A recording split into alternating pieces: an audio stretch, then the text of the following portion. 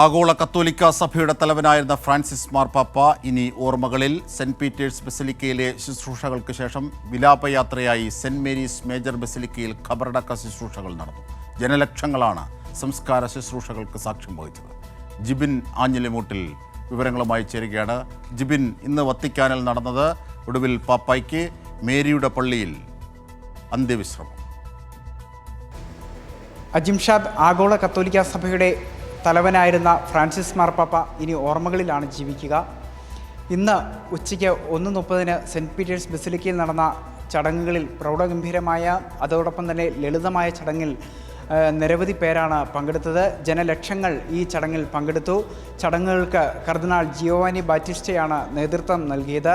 ഈ ചടങ്ങുകളിൽ കർദിനാൾ ജിയോവാനി ബാറ്റിസ്റ്റയ്ക്കൊപ്പം കർദിനാൾ മാർ ബസേലിയോസ് ക്ലീമീസ് കാത്തോലിക്ക ബാബ, സീറോ മലബാർ സഭ ആർച്ച് ബിഷപ്പ് മാർ റാഫേൽ തട്ടിൽ തുടങ്ങി നിരവധി വൈദികർ ഈ ചടങ്ങുകൾക്ക് സഹകാർമ്മികത്വം വഹിച്ചു. അതോടൊപ്പം തന്നെ ഈ ചടങ്ങുകൾക്കൊക്കെ തന്നെ ഏകദേശം 170-ൽ പരം ലോക നേതാക്കളാണ് പങ്കെടുത്തത്.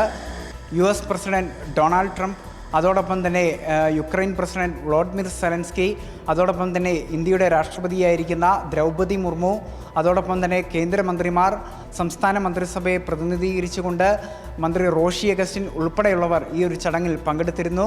സെൻറ്റ് പീറ്റേഴ്സ് ബസിലിക്കയിലെ ചടങ്ങുകൾക്ക് ശേഷം വിലാപയാത്രയായാണ് സെൻറ്റ് മേരി മേജർ ബസിലിക്കയിലേക്ക് അദ്ദേഹത്തിൻ്റെ മൃതശരീരം വഹിച്ചുകൊണ്ടുള്ള പേടകം കൊണ്ടുപോയത്.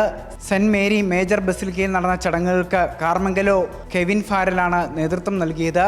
സെൻറ്റ് മേരി മേജർ ബസിലിക്കയിലെ ചടങ്ങുകൾക്ക് മുമ്പായി അവിടെ കാത്തുനിന്ന സാധാരണക്കാരായ ആളുകളടക്കം കുട്ടികളടക്കമുള്ളവർ ഫ്രാൻസിസ് മാർപ്പാപ്പയ്ക്ക് അന്ത്യാഞ്ജലി അർപ്പിച്ചു. റോഡിലുടനീളം ആളുകൾ ഫ്രാൻസിസ് മാർപ്പാപ്പയെ അവസാനമായി ഒരു നോക്ക് കാണുവാനായി തിങ്ങി നിറഞ്ഞ ഒരു കാഴ്ച നമുക്ക് കാണാൻ സാധിച്ചിരുന്നു. അതോടൊപ്പം തന്നെ ഈ സെൻറ്റ് മേരി മേജർ ബസിലിക്കയിലെ സംസ്കാര ചടങ്ങുകൾ വളരെ ലളിതവും അതോടൊപ്പം തന്നെ സ്വകാര്യവുമായാണ് നടന്നത്.